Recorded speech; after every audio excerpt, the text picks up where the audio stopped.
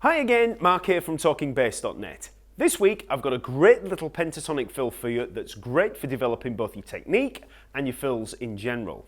So this line is actually taken from the song King George Street by the band Squeeze. The bass player is Keith Wilkinson, and if you've not heard any of his work with Squeeze, then I definitely advise you to check him out. The fill kicks in about 2 minutes and 40 seconds in, and it sounds like this.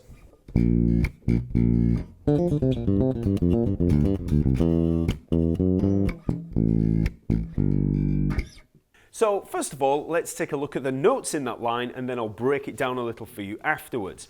So it's based on a B-flat major pentatonic scale, and we start on the third of the scale, the D, up here, 12th fret of the D string. So we have D and then F, okay? So 12th fret D string, then 10th fret G string. Then we come down with some groups of 4. So we have D, C, B-flat, G. So 12, 10, 8th fret D string, and then 10th fret G string. Then we move up to the C on the D string, so we have C, B flat, G, F. So 10th fret, 8th fret D string, then 10th fret, 8th fret A string. So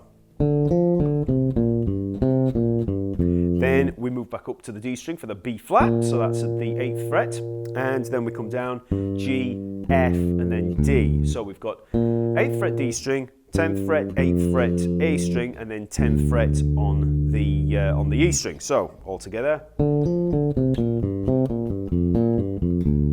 And finally we have G, F, D, C, 10th fret, 8th fret A string, and then 10th fret, 8th fret E string. Okay, and that's the whole line. Okay, so we have D, F, and then we come down D, C, B flat, G, then C, B flat, G, F, then B flat, G, F, D, then G, F, D, C.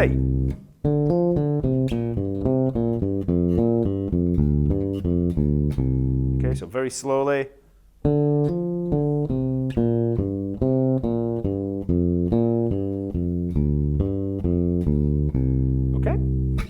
Now, this line is actually played over a B-flat major chord, but the song is all over the place in terms of the chord changes, and it actually resolves to an E minor chord for the chorus, which is a really weird move, as you can hear. Okay, so if you want to play along with the song, you'll need to get used to playing that line, and then jumping up to the E there at the 7th fret of the A string. Okay? Now, from a technical standpoint, in terms of the two hands, with the fretting hand, I'm pretty much just using the first and third finger, so the index and ring finger. So I start on the ring finger there, third finger on the D, and then I use the first finger, and then as I come down, I take the C there at the 10th fret with the first finger, and then I shift down to the 8th fret. And then it's just first and third finger from that point on. Now, once you come down and make this move down onto the A string, you have to then bar with that ring finger, kind of with that joint barring I've talked about a lot. So play with the tip of the finger for the G there on the A string, and then just let the finger come back, use the weight of the hand to pull back to catch that C there at the 10th fret of the D string. Okay, you can see there that move. And then pretty straightforward coming down. Although once we get down to the E string, once again, I do have to use that joint barring again to come back. So, okay, so like I said, just the first and third fingers. In terms of the picking hand, I'm using a combination of alternate picking and raking. So I begin on the first finger there, and I alternate until we get down to that B flat there at the 8th fret of the D string. So see there, 1, 2, 1, 2. Once I get down to there, to come down for the G there, 10th fret of the A string, I rake across. So it's just first finger coming down. See there? Okay? That leaves us in position to play with the second finger on the C there. And then I can alternate again as I'm coming down, which works out well. I don't have to do any raking there. Then I move back up for the B flat. Once again, I've got the second finger there. 2, 1, 2, 1, all alternating. And once again, 2, 1, 2, 1 as I come down. So the only rake that you need here is when we come down from that B flat to that G, so the D string to the A string. The rest of it should fit quite well just with alternating 2, 1, 2, 1. The reason that you usually use raking for things like this is when you're coming back on the first finger. It's to avoid coming back on the second finger, because as you probably know, if you're coming back down the strings, you know, from G string, D string, A string, E string, coming back down, if you come back down on the second finger, because it's longer, it can be a little awkward as you're coming down. Now, I like to practice doing that anyway, you know, coming back onto that second finger, but on a line like this, it just fits nicely there. It just makes, you know, you can keep a nice alternating pattern so that we're not always stuck on that second finger coming back. So, just put that little rake in there and you should be fine for the rest of it. Now, I mentioned earlier that this is based on a B-flat major pentatonic scale, and you may know a really common fingering for a major pentatonic scale that looks like this. Okay, so that would be B-flat, C, D, F, G, B-flat, 6th fret, 8th fret E string, then 5th fret, 8th fret A string, and 5th fret, 8th fret D string. Very, very common fingering for it. Looks very much like the popular major scale pattern, but we've just got the 4th and the 7th missing in there. But a more common way of using it in fills like this is to play a pattern that looks like this. Okay? Because when we play it like that, we've got more of a progressive kind of fingering that moves up the neck. So we would have...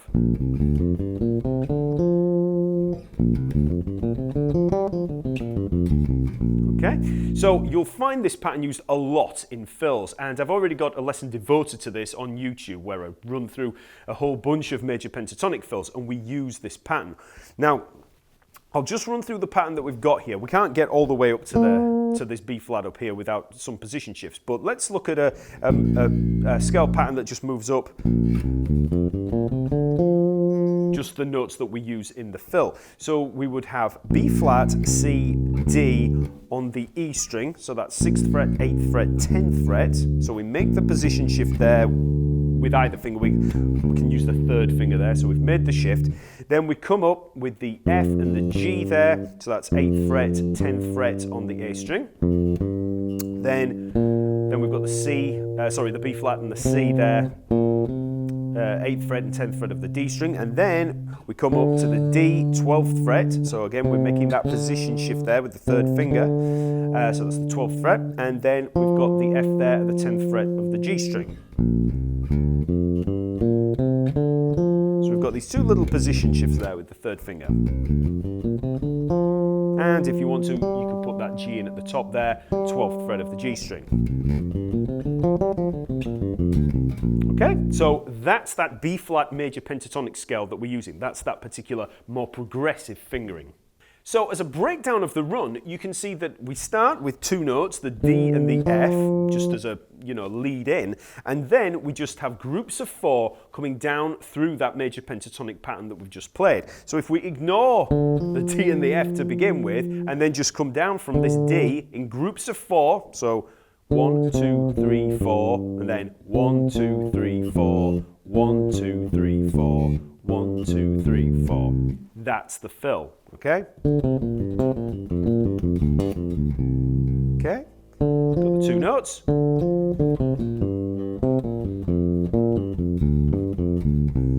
Okay. Okay.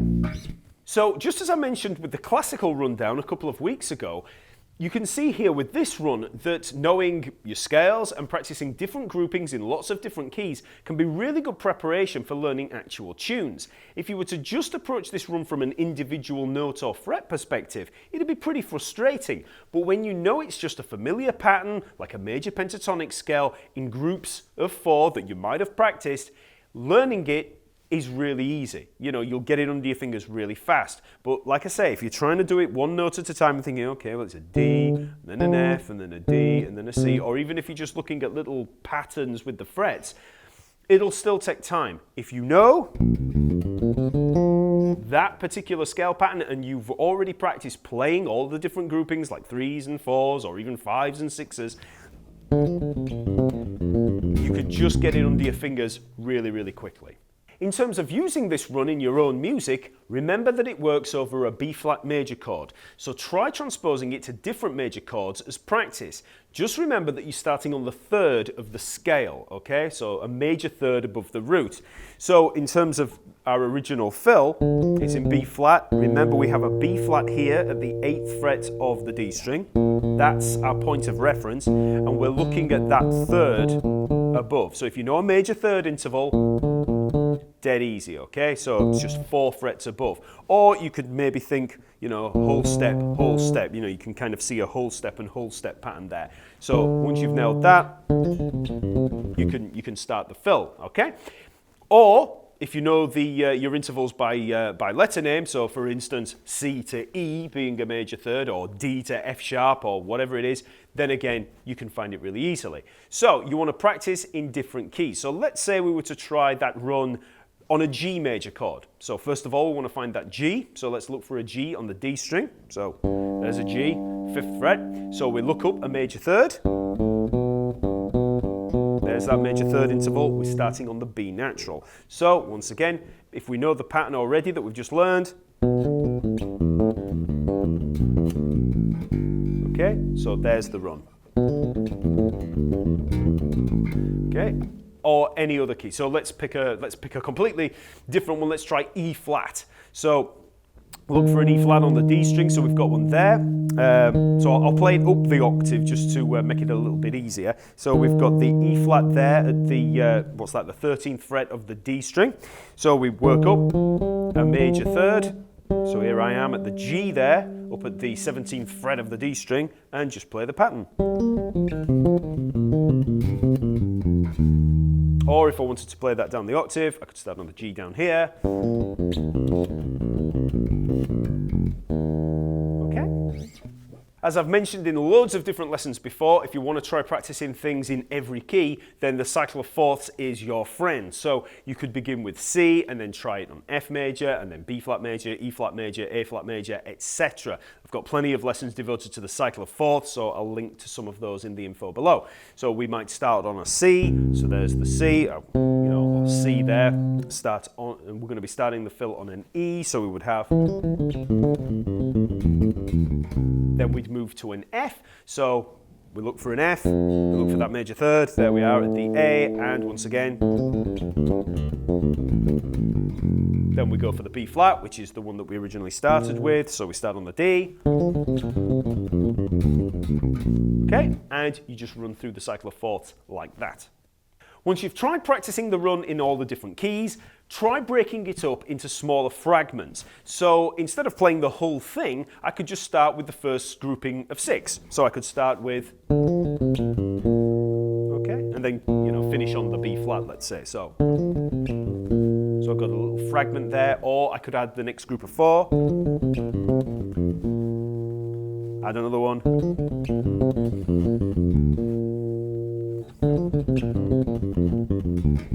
Okay, so I'm just breaking it up into smaller chunks and then stringing those chunks together. So we've got quite a bit more material out of that line. By breaking up lines in this way, you're going to see a lot more variety in the lines that you learn. And that's really important because when you're playing in a particular song or whatever it is, you're not necessarily going to have the exact space of time to put the line in that you've learned. So this is a fairly long line. You might want to put something that sounds like that in a smaller area. So, being able to just take a smaller chunk there you've adapted that line to the context that you're playing in.